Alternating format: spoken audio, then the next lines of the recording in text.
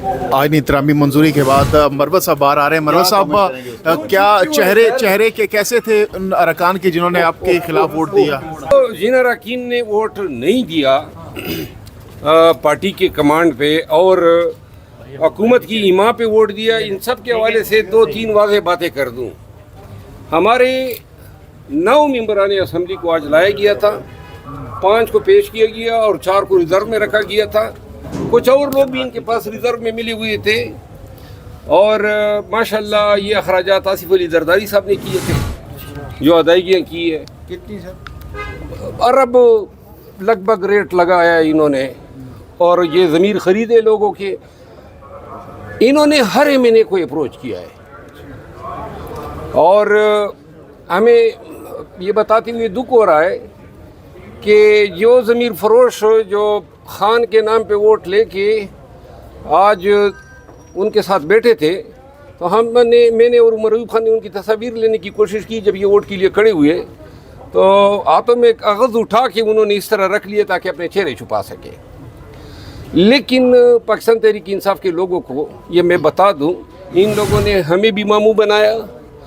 पहले ख़बर डाल देते थे कि जनाब फ़लाँ का बच्चा उठा लिया, फ़लाँ का ये उठा लिया। ये सारी जो है मिली भगत होती थी, कोई उठाना मुठाना नहीं होता था। सिर्फ पैसों पे ये बिके हैं, क्योंकि अगर ज़बरदस्ती करते तो दुनिया थी। और इन लोगों ने ये उठाए जाने को जवाज़ बनाया है। और जो आज आईनी तरमीम हुई है, इसमें बैरिस्टर गौर साहब की तकरीर जो है वो सहरा से। सर ये पार्टी की कमजोरी है सर। ये ख्वाजा आसिफ ने ये बात की है कि जितने भी जो अरकान थे, माशाल्लाह आप शुक्र है मस्जिद के खतीब नहीं है। सर ख्वाजा आसिफ ने बात की है कि जो 4 अरकान आए थे ये आज़ाद अरकान असम्बली, हम सब आप क्या कहते हैं? हम सब देखिए, काजी फाइज ईसा साहब के तो फेल, हम बेनिशान हो गए थे, बल्ले का निशान हमसे छीन लिया। तो मैं खुद भी आज़ाद पास हुआ हूँ, मैं मतलब ये बल्ला था नहीं हमारे पास, तो हम सब इंडिपेंडेंट पास हुए हैं। तो अब ये इनको सूट करता है। मुबारक बाजवड़ के लोगों को एक बात बता दूं, मैं आया था बाजवड़ के लोगों आपके पास जब कैंपेन हो रही थी, खान के नाम पे इस मुबारक जेब ने आपसे वोट लिया और इन्होंने पूरे बाजवड़ के सर जो है वो शर्म से झुका दिया है। पैसों पे कम से कम न बिकता। अच्छा सर, ये पार्टी की कमजोरी नहीं थी सर, कि कहा जा रहा था कि सारे लोग केपी में बेगैरती का कोई इलाज नहीं है। कमजोरी क्या है? जैन कुरैशी का एक वीडियो पैगाम अभी आया है। जैन कुरैशी का एक वीडियो पैगाम अभी आया है और उनकी जानब से कहा गया है कि वो यहाँ पे मौजूद नहीं है, वो किसी और जगह पे हैं और उनका नाम इस्तेमाल। देखें, बात ये है कि किसी को किसी ने रोका नहीं था। जो लोग हमारे साथ राब्ते ही नहीं कर रहे थे, फ़ोन ही नहीं अटेंड कर रहे थे, उनकी बेगम को जब उठाया गया तो 5 मिनट के अंदर जो है उनकी सिस्टर ने जो है ट्वीट चला दी। इसका 4 दिन तक पता नहीं चला।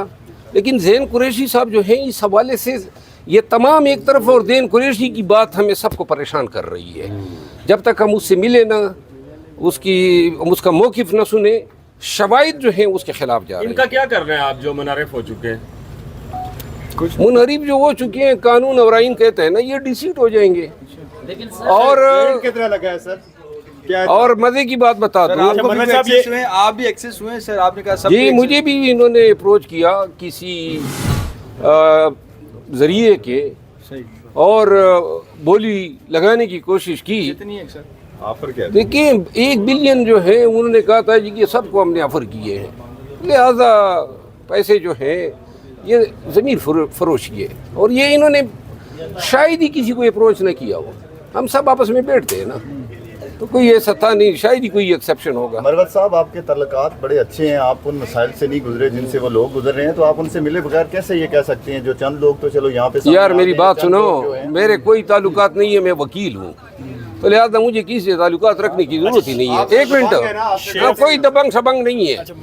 बात सुने, ये लोग जब क़यादत गिरफ्तार थी, इन सब का मैं वकील रहा हूँ, 90% लीडरशिप का। इधर से जो है भाई लोग निकल जाते थे, पीछे मैं दाखिल हो जाता था। तो लिहाजा इन तमाम हथकंडों को से मैं अच्छी तरह वाकिफ़ हूँ। अच्छा मरवत साहब, ये कहिएगा कि आइंदा का पीटीआई का लायामल क्या होने जा रहा है? कॉन्स्टिट्यूशनल बेंच को लेकर जो आपके एतराज़ात थे उनका क्या होगा? क्या अमेंडमेंट ये कहीं चैलेंज करेंगे? चूँकि अब आपके पास बज़ाहिर कोई ऑप्शन नज़र नहीं आ रहा पीटीआई के पास। एक बात मैं बता दूँ بیرسٹر گوہر صاحب کی تقریر کی تعریف کیے بغیر میں نہیں رہ سکتا ہوں. آج جس انداز میں ان کی تقریر سننے کے بعد مجھے یہ آئینی امینڈمنٹ بری لگی ہے. بیرسٹر صاحب کے پرانے لیڈر نے بڑی کوشش کی ہے, بلاول بھٹو صاحب نے آئینی ترمیم. دیکھیں بلاول بھٹو نے 2-3 باتیں میں مطلب مخالفین کی بھی اگر اچھی ہو, بلاول بھٹو نے آج جو تقریر کی ہے کمال کی تقریر کی ہے. بڑے ہی منطق سے تاریخی حوالے دے کے اس نے باتیں کی ہیں اور لوگوں کو قائل کرنے کے لیے اس کی تقریر بڑی ہی سیرآثر ہے.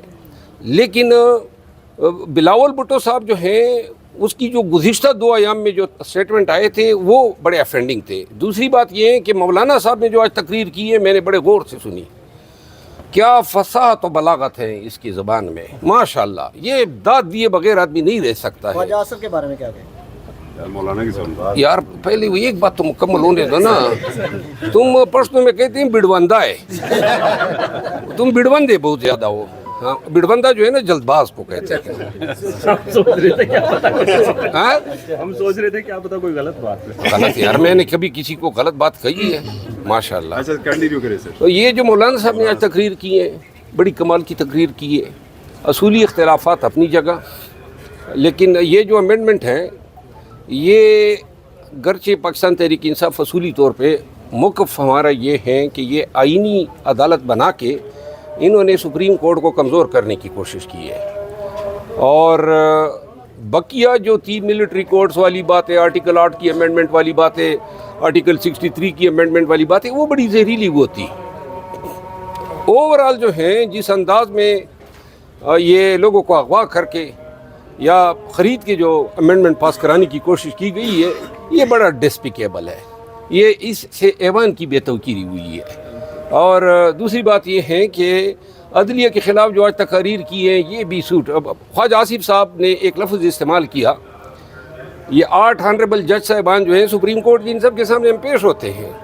ان کے کیا کوئی سیاسی مقاصد ہو سکتے ہیں؟ منصور علی شاہ جیسا آدمی جو ہمیشہ بائی بک گیا ہے اس کی کیا مقاصد ہو سکتے ہیں؟